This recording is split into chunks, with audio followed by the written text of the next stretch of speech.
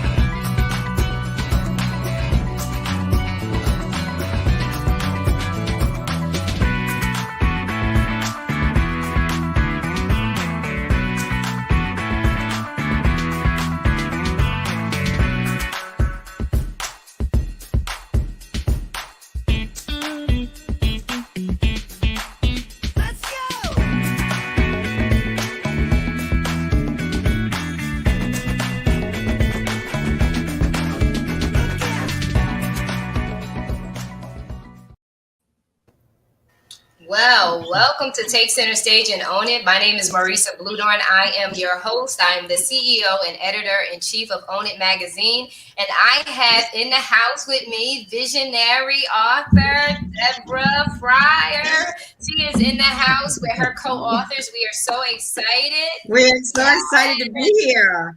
Oh my gosh, what an amazing, listen, we got a full house, honey.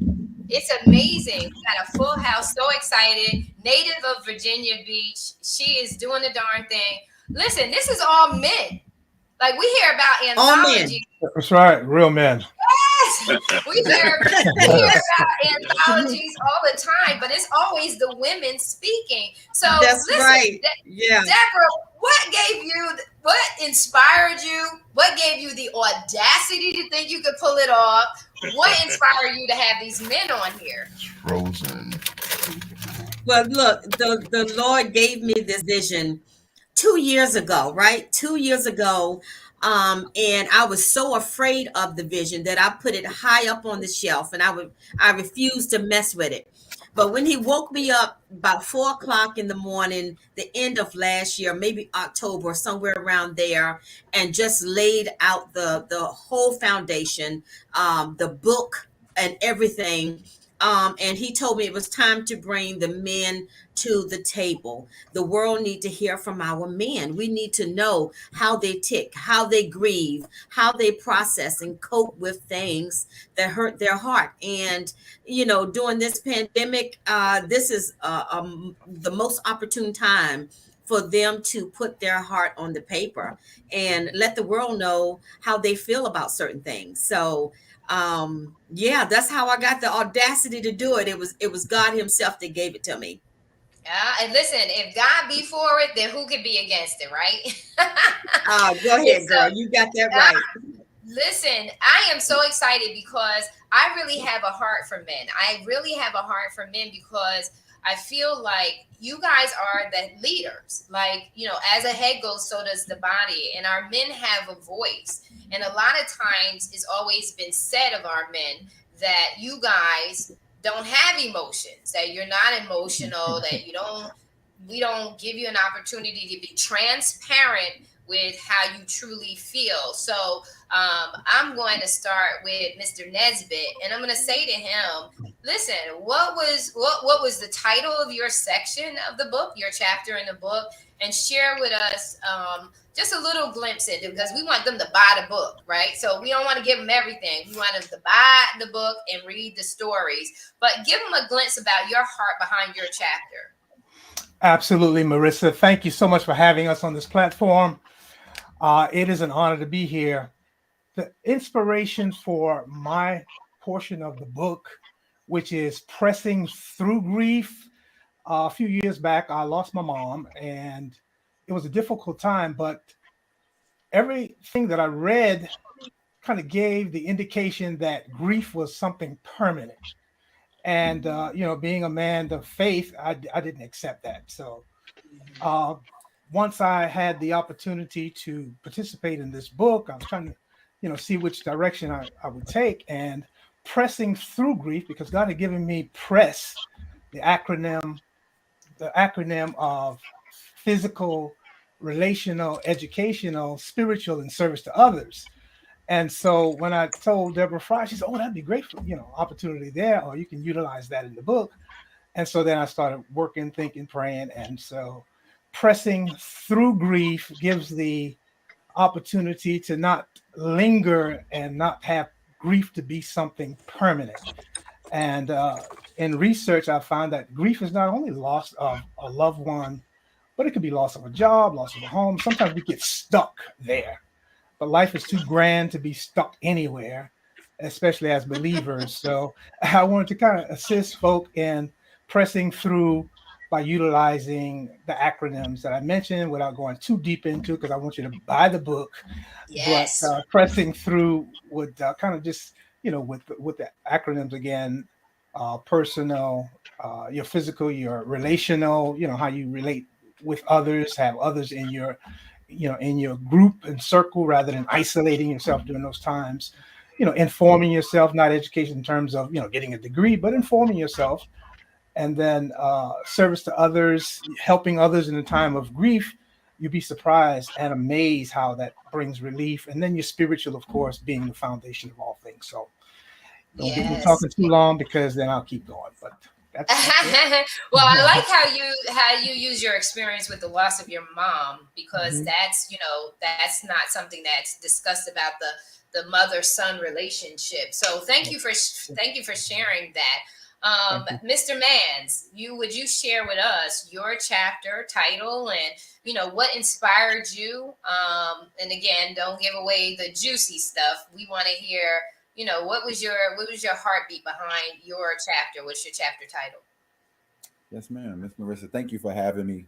Um, the name of my chapter is called The Fatherless Champion. And what inspired me was um, watching my wife. Actually, she lost her father a year or two ago, and I got to see her grieve, and I got to see her go through it and overcome it. So the interesting thing about grief to me is that grief can shape who a person becomes for the rest of their life. Not what you go through, but how you overcome it. So seeing my wife overcome the loss of her father, and they were extremely close, it was so inspiring for me. And um, it got me to thinking like, wow, I'm still grieving because I lost my father a long time ago. Not to he didn't die, but I lost my father to drugs, and I kind of talk about that in my story. So I grieved that even as an adult. So that was my inspiration to put those thoughts and feelings on paper. But the Fatherless Champion is the name of it, and Yes. I'm just excited. Yeah, I saw that title. Yeah, that's so important too. Is everyone handles grief and releasing of relationships differently. I mean, Right. we have an expectation that because we grieve this way, Exactly. we have an assumption, not an expectation so much as an assumption or an idea that most people grieve the same way we do. It's about how you view relationships in general. Correct. It's how you individually, that's what makes things complex. It's not that we're complicated, it's just that we're different in that sense. And so, very, very good. Mr. Baker, you want to share your title and your heart behind your chapter?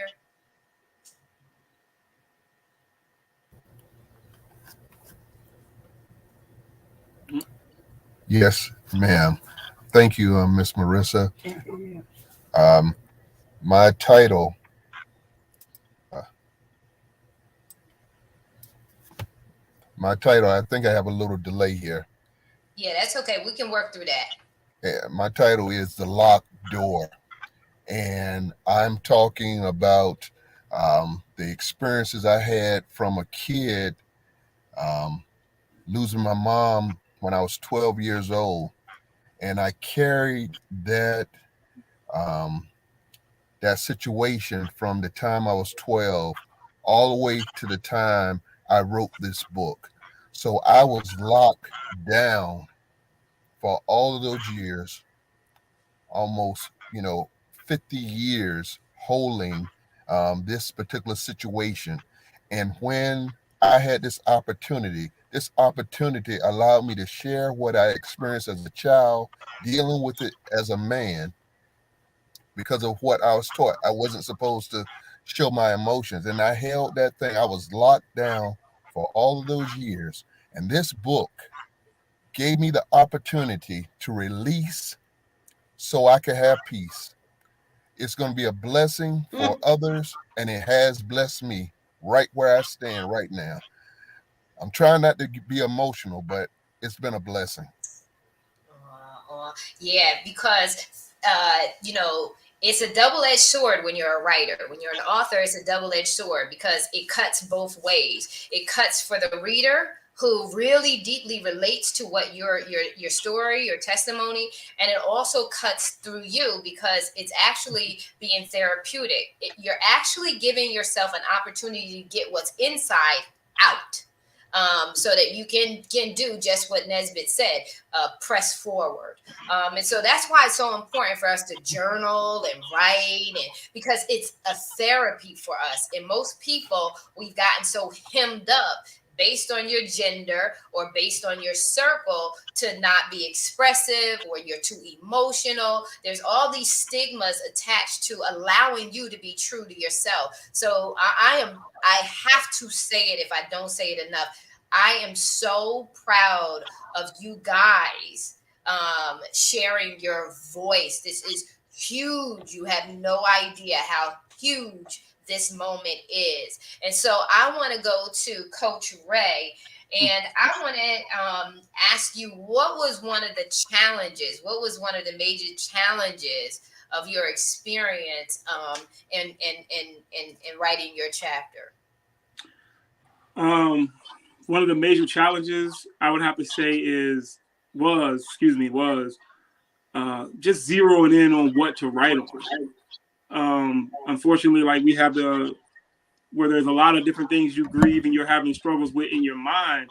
So you're trying to decipher which one would be more prevalent to write about.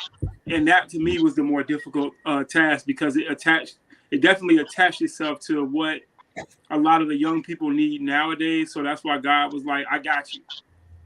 God was like, I got you. Like, don't stress it. I got you. I'm going to tell you what to write. And it went from there. Mm-hmm, mm-hmm. There's something beautiful that happens when we submit. Yeah. Woo! When we submit and say, Father, I am open to you. Use me. I'll be the vessel. And I love David and how he danced for the Lord, and he danced for the Lord unashamed. And that's the beautiful thing when we get into alignment and obedience.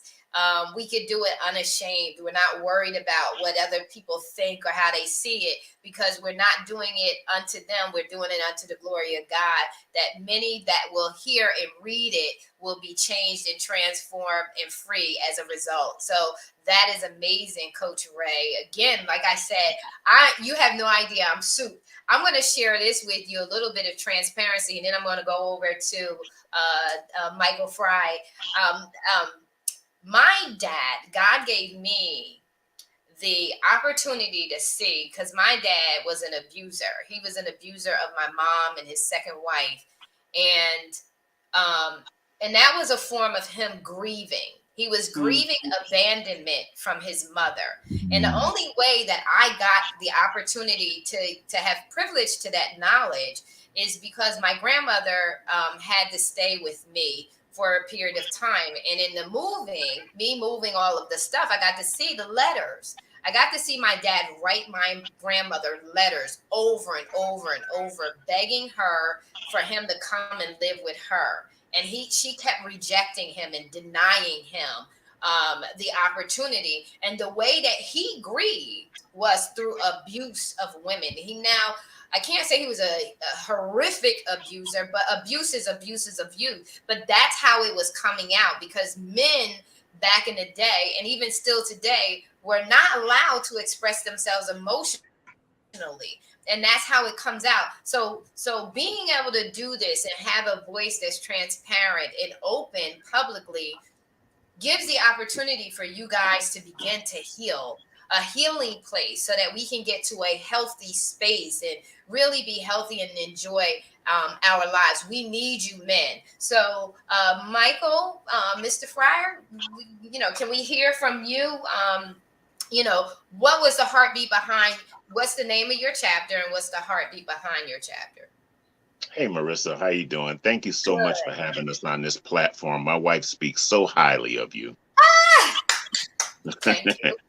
My chapter is called Heartache to Healing, and I wrote the chapter to kind of help people address the elephant in the room. A lot of times, everybody just wants to hear stories that are convenient or um, that kind of tuck you in, but a lot of times the stories that need to be told go untold because they're not um, acceptable or not comfortable. Mhm. So I wrote the chapter to kind of empower men or anyone else um, to be able to kind of look at themselves in the setting that they're in and kind of know how to get themselves out of it or deal with the situation while they're in it. Hmm. Hmm. And you said something that's important is that these voices are not being heard, not to this magnitude. And I think that this is the beginning of something that's huge. I have another contributing writer. He's an EIC, one of the other magazines I was sharing with Mr. Baker earlier before we went live in regards to Own It magazine's growth. So we have other magazines that are under the Own It platform. And one of the other EICs, the editor in chief, he's actually working with men to do King conversations. And so this is something that's beginning to happen. And I'm praying for you guys because we do need you guys to rise up. When you guys are healed, healthy, and whole, the families, the communities, all of us can be healed, happy, and whole because you are the leaders. You are the heads. No matter what anybody wants to say, there is an order to things, and you guys are our leaders. And we need you. We need you to be healed. We need you to be healthy. We need you to have these conversations that are the pink elephants in the rooms, the difficult conversations. We do need you to be freed up so that you can have those conversations. And so I'm going to go over to Mr. Stokes, and I'm going to ask him to share one of the, what his heartbeat behind his chapter and the title of his chapter. Good evening, Miss Marissa, and thank you for having us. The title of my chapter was Who Told You It Was Grief? And I titled it because of my grief happened at such a young age, and me being the baby in my family, it's like, who told you? And it didn't take me long to write. It just took me a Saturday afternoon to write because it's something that's always been fresh in my mind. I share bits and pieces of it with certain people who I may come across and have conversations with who I know are going through something similar. And I just want them to know that you're not alone. But for the most part, I'm a firm believer in no matter who it is we lost, if there's love, I live my life honoring my parents. And I've never wanted to, excuse me, I never wanted to disappoint them. And although I'll never hear those words, whether I did or didn't, it's just something I had to write. So I saw the post that Deborah put out, and I kind of hemmed and hawed on it. But she, her and Mike, her husband, encouraged me. And once I wrote it, it exhausted me. But I finally got it on paper. And so I'm grateful. But at the same time, it's like, I just got to keep moving forward. And that's what I do. I'm kind of, it is what it is type person. So I just move forward and try to live the best I can and be as helpful to those I can. And if I'm able to share my story, I will, to those that's willing to hear it. Yes. And I'm going to tell you, you are so right on because you were releasing it. See, Yeah. something that was suppressed and held down deep, you are now releasing it. That's why I said it's very, very therapeutic to write so that you can be free. And it's also important for us we're epistles. We're living, breathing, walking epistles. We're stories. We're letters. And we need to share that with a world that needs hope. We need hope. And we need to let folks know that they're not by themselves. You're not the only one. So there's no shame in it. There's no nothing. And we all need to, love one another to create that safe space by which we could be authentic and truthful, so that we could be free. Free to love, free to feel. And I love crying. So, honey, that tears That's flow. awesome. Right. Honey, because I love it because it reminds me that I care. Yes. It reminds And that me you love. that yes, right? Yeah. It does. And I want to feel all of it. I don't care if it's pain, because pain is a reminder to be thankful and grateful. I mean, I just embrace it all. I just do. And it just I'm a happy person. I'm a happy person. Oh my God, am I happy? Leonard, we want to hear from you. Mr. Leonard, I want to hear from you. Did you have a breakthrough moment? And I hear you, Mr. Stokes, how you said it poured out. Like it was not difficult for you to write. So some people, they like Coach Ray said, he was like, well, where do I even start? Because sometimes I know for me, I'm like him too, but I'm also like you, Mr. Stokes. So once it does come out, it pours out. It's easy for me to write. So, Mr. Leonard, were there any moments of breakthrough, anything in the experience that you wanted to share? Absolutely. Thank you so much, Marissa, for inviting me on, and the other co-authors. My chapter is called Grief Relief, and it's taken from, and in parentheses, you have tears and joy comes in different shoes.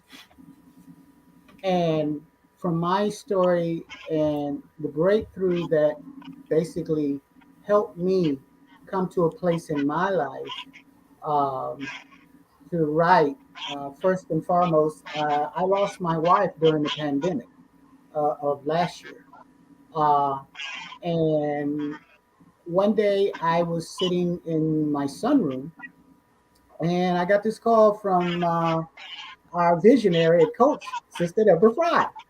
And it was just laid on her heart to by the Lord, and I believe it was a godsend that she called me.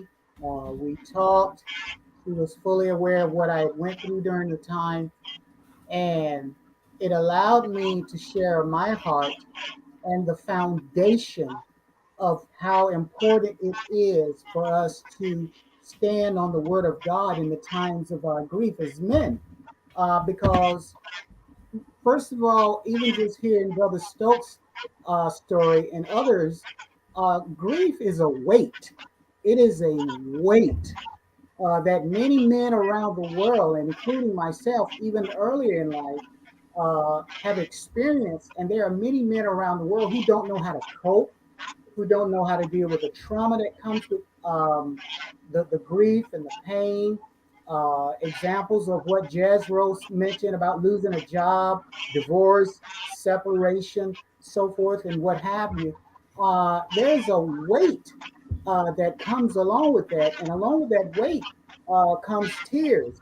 But I've learned that even what my dear brother was sharing earlier is that I've learned that it, even what you shared, Marissa, is that when we release our tears, there's an exchange that takes place.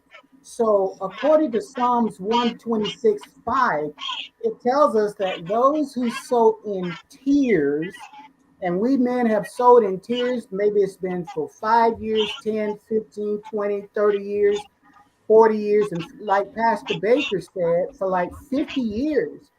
But when we sow tears, um, the Bible tells us that there's a harvest a harvest of joy. I've always looked at that scripture as one means of having joy.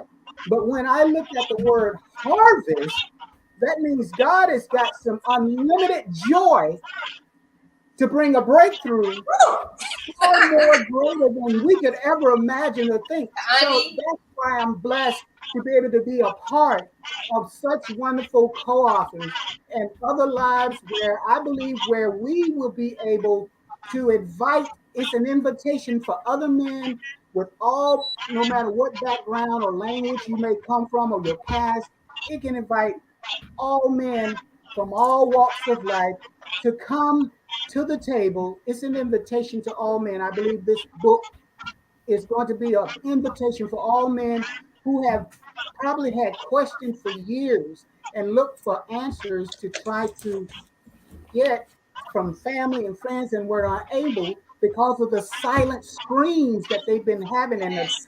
pain that they've been suffering for so long. But this book, I believe, with us and our testimonies and our stories, will allow men to say our ways and means of us extending our hearts to say, men, you're invited from all walks of life, Yes. from all four corners of the world, and you can partake of the things and sup with us at the table with other men.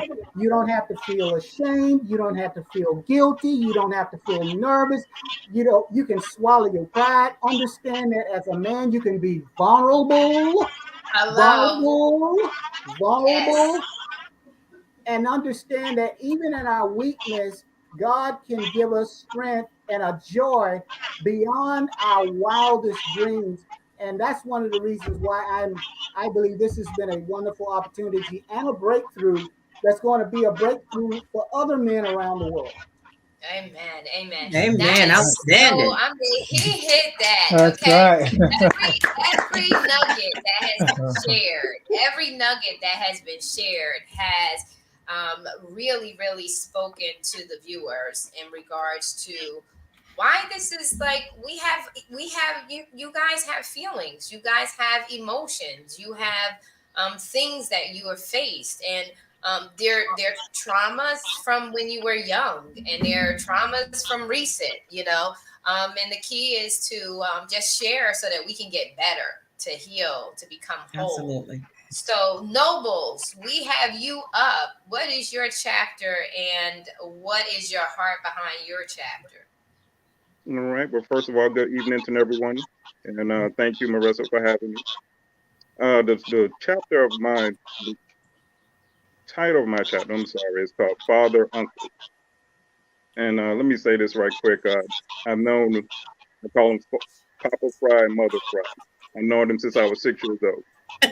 So I was going to do my own. I was coming to her because I saw that she was a bestseller, right? For like multiple times. So I said, oh, let me jump on her, get with her so I can get my own bestseller.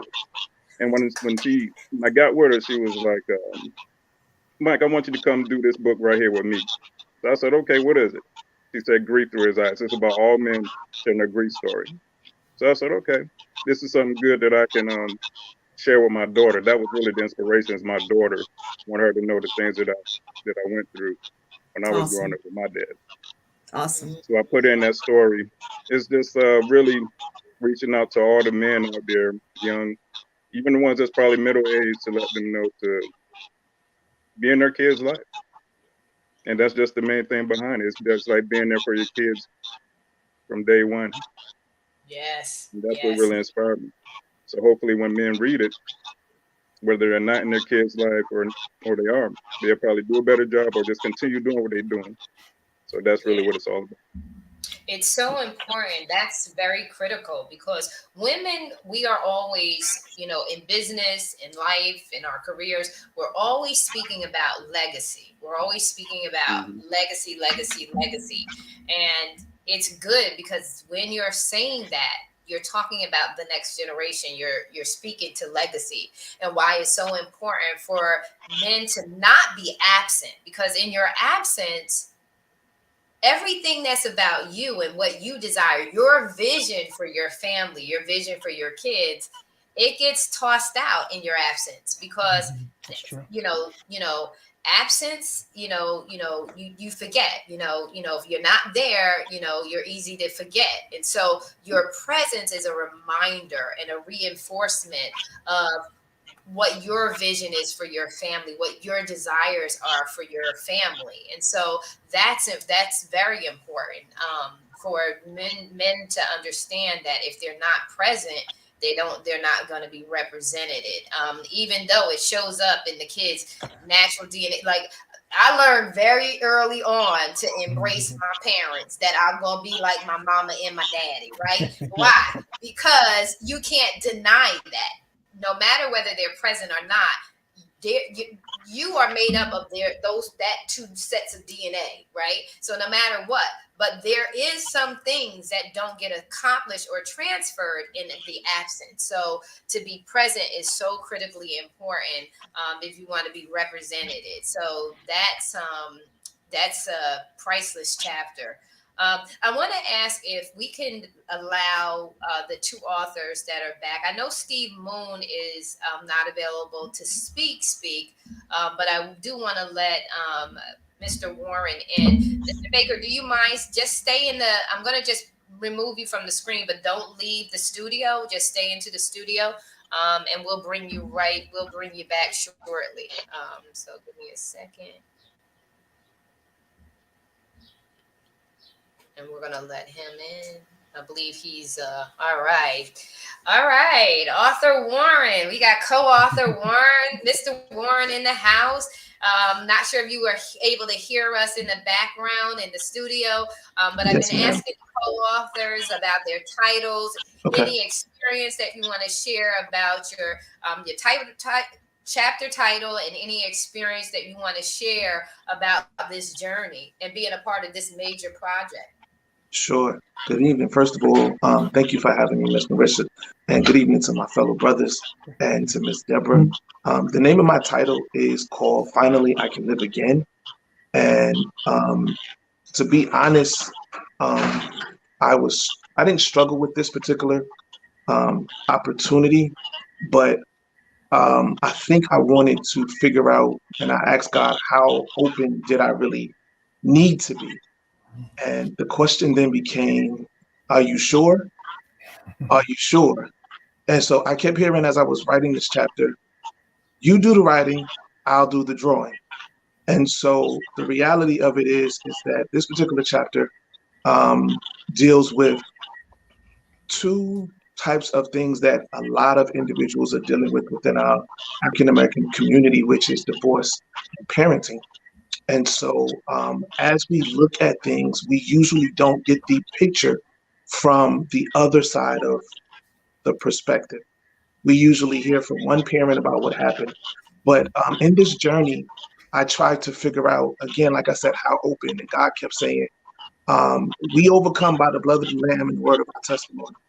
And so God kept saying, keep going. Open yourself up, open yourself up, open yourself up, and really allow everything that you need to figure out and purge out.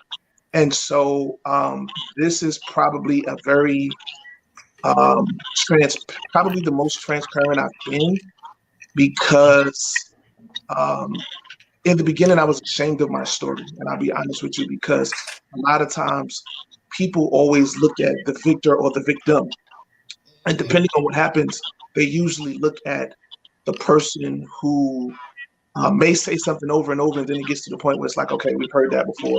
And so as I was sharing the story, I wanted to give the person that's reading this particular book hope. First off, that God may not answer prayers like we want them to, but he will answer prayers for us.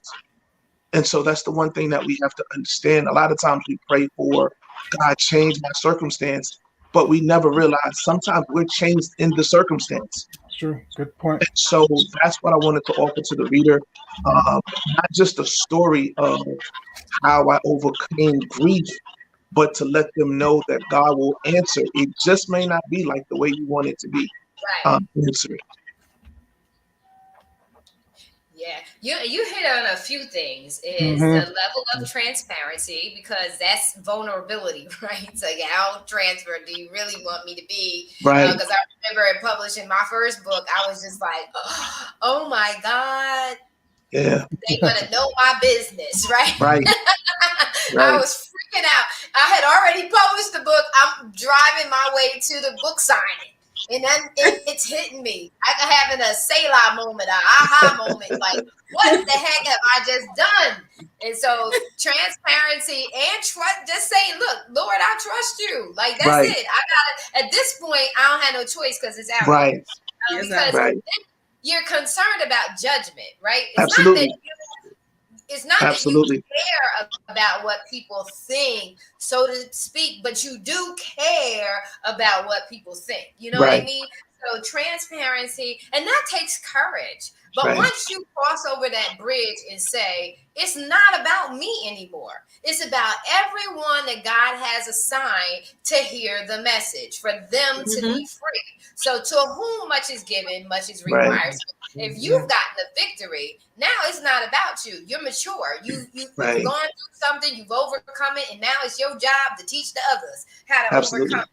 And so another That's thing you good. share is how you handle when God does not answer the right way. Because he says, when Paul asked God to remove the thorn from his side, Right. God responded and said, no, my grace is sufficient. Right. So it's about character Sure. building. So um, you hit on something that was very, very important. Do we get mad because he doesn't answer the way we Right. want to? Or do we allow the growth to take place in our character? Do we allow that to happen? And that's so important, because I'm going to tell you, I'm very happy. I'll tell you, I'm like happy all day. But that does not mean that everything goes well in my life. Right. It does That's not right. mean that everything is all hunkadory and everything is all da da da da da glorious. It's just how we handle things in the Hmm. process. And my biggest cry was, Lord, I want to go up higher. So do in me what you got to do in me. Build up my character, build up my strength, help me to be a better person. And if that means no, I'm not going to have a temper tantrum. I'm going to be like, okay, if your grace is sufficient, show me the way of your grace. Show me the way of your grace so that I can walk in that. Because he says the steps of a righteous man are ordered by Right. the Lord. A righteous man delights in the law of the Lord day and night, and his steps are ordered by the Lord. And so when it's in that place of God is saying no, it's because he's trying to build you up for what's next. He's trying to build you up for what's next. To whom much is given, much is required. So if you're not equipped in character, then he's not going to give you the leveling up. And if It's and true. if you do get the leveling up, you may not sustain it. It may destroy you. And so I just want to go back to our visionary author. And you've heard your co-author's responses. Let us hear from you. What's going on in your mind right now? Man, I am as proud as a mother hen. You hear me? I am so proud of everyone.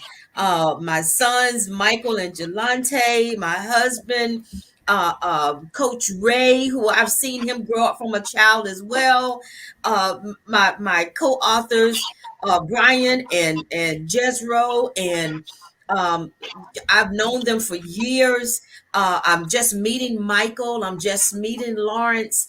But Sean, I'm just meeting Sean. Steve, who might still be in the background. I've known his wife for years, but I've just met Steve not too long ago.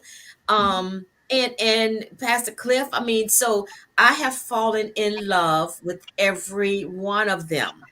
Every one of them. Their story is powerful. Their stories are meaningful. Their stories are encouraging. Their stories are full of deliverance. Their story is authentic. It is their story based on how they lived their story. So the stories are authentic and full of courage because they opened themselves up before the world to write their heart on paper, and they're still standing squared shoulders as men should stand. And I cannot applaud them enough. I cannot applaud them Yes. enough. And I'm so Yes. grateful. I'm just grateful that they said yes to this little country girl to follow me, and God has helped me to do and go to a level that I myself was afraid to step out there on, but He has blessed me. I didn't veer off of the path, and He has helped me because myself and procrastination, we battle every day of the week, but He has helped me to stay steadfast and unmovable and continuing on this journey. So I'm just grateful. I'm overjoyed. I am humbled. I'm in awe of what God has done. And I love the cover, and I love the cover where you have the all the men's eyes. Yeah. Cool. That is incredible. I just Yeah.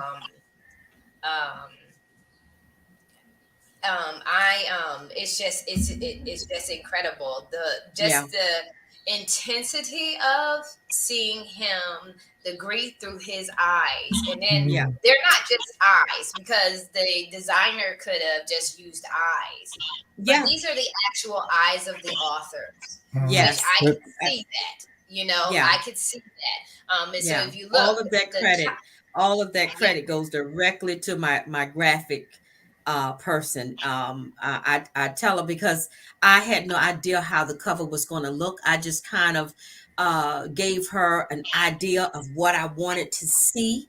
And when she came back with the cover and the back of the book with their eyes, she went above what I was looking for. So it has been phenomenal. Yes. I mean, just incredible. Very heart touching. Very, and I even love the colors. Just the subtlety of the colors just is so warm and inviting. The name of the book is Grief from His Eyes, His point of view. And so we want you. So what happens on the 18th of this month? On the 18th. The sky is going to open, girlfriend. On the 18th, the sky is going to open. We are having our book launch at the Kroc Center in Norfolk. Sharply at 11 a.m. And we are looking to have a packed house. We are looking to have loved ones with us. We are looking to get authors to put their signatures in the book and sign the books. It's just for a few hours, but we're looking for it to be a fun, loving, encouraging 2 hours that each author will be able to experience and share with everybody that comes. Well, we look forward to sharing those photos in the July issue. So we will be doing a post launch. So make sure you get us those pictures, and let's see this family and friends celebrating, because this is incredible. This is priceless, gentlemen. I just want to extend to you to understand just how important your voice is, and getting it out there and keeping it out there and keeping it fresh and keeping it in front of folks. And so that leads me to this closing question that I have for you guys. And you let me know who wants to speak up first, because what's next? So you have the launch on the 18th. How do you keep this advocacy work going? How do you keep this voice fresh out there? Well, I'll speak. I've said to Coach Frye on many occasions that she started something, but don't leave us. And so she has pushed and pulled, and she's kind of led the way. And we need a little more leading. So we'll stay close to her, and we'll continue to write. And we'll continue to be available for her next vision, because I'm sure she has many. Yes. Well, I think there's a volume 2, I think, brewing around, right? There's a volume 2 that's coming. Yes. Yes, I mean, I guess, absolutely, son. There's a volume 2. and I have plenty of stories. Yeah. Amen. Yay. Yeah, yeah. Oh, awesome. Coach Ray, you have something to say? I see you leaning in. Oh, well, I'll just say this. I think from this experience and the growth process that came along with it, let's just take it in stride and keep going. And by doing that, just applying what we've learned within ourselves in these last few months of putting this project together and learning the situations or areas in our lives that God had to shape and mold us to become better. Like, let's apply that when we move forward. So when the next time, when we keep going in whatever projects Ms. Deborah Frye leads us in, we're becoming better equipped each and every time. So we're not just moving on what we've done now. We should take what we're learning now, continue to press forward and continue to grow. So that it's nothing but the sky's the limit for anybody that we attach ourselves to. And we just got to continue to push forward as a unit, continue to push forward in our own individual paths, but remain in contact. That's just what it's going to take for us to continue to change the world. Amazing. Yes. Being intentional. Being intentional. There you go. So, visionary author, we just need you to have some closing thoughts for our closing words for our audience. Share with them if is it open to the public, the launch, or? Yes. Well, thank you everybody who has listened to the male co-authors, best-selling authors. Thank you so much for coming and listening to us. Thank you, Marissa, for this amazing platform. Thank you for featuring us in the June magazine. You are phenomenal. Thank you. So the book launch is public. I just kind of asked if people can let us know if they're coming, because we want to start getting some body counts as we go. We do have enough space for a little over 300 people. And I'm looking for it to be a packed house, but still, yes, it is public. Make sure that you come ready to purchase your book from one of the 14 co-authors that are there. And we would love to have you celebrate with us. Volume 2 is coming probably later on, maybe end of August or September. So you men get ready to come on board with Volume 2. And I would love to have you and for you to be a part of this movement that we have launched out. So I'm just so excited. I'm so excited. So yes, thank you for joining us here this evening. And thank you all, bestsellers. You are the best. Yes, you are the best. Thank you for the opportunity. Thank you. And I want to say, you guys look amazing in the magazine, man. I was just like, whoa, because you have people who don't really understand the opportunity. Their pictures are not right, their images are not right, and they don't seize the moment of what's important about. There's a business into this too, so it's not just you showing up with your story, but there's a business and professional into this. You want people to buy it. You want people to be impressed. And so, man, oh man, you guys were handsome. I was like, oh my God, lined up. I was like, oh, they look so fine. Just so it makes an editor's job easy. So you guys were the best. Thank you for showing up and showing out and owning it with me. And so, as the visionary author said, Deborah Frye, listen, these guys were featured in the Own It magazine, and this anthology took over. We were at 100 pages. 100 pages. Okay. You guys, I don't know how many pages you guys had, but 100 pages. So we honored to have you. Looking forward to your individual interviews. I'm looking forward to that. I will be reaching out to you individually. At the end of the month, it's extremely busy for the Own It family. And so don't count it robbery. We will be in touch with each one of you. You will be those who have the full feature. You will be interviewed individually. along with the visionary author as well. And we'll be having you back. So we're excited. You're welcome to come back to the Own It Author's Corner. Like I said, we've been featured tonight in the Author's Corner. It's your life, own it, because people need to know about owning their life, taking charge over their life, coming back from grief, and as Nesbitt said, pressing through, getting to the other side of it.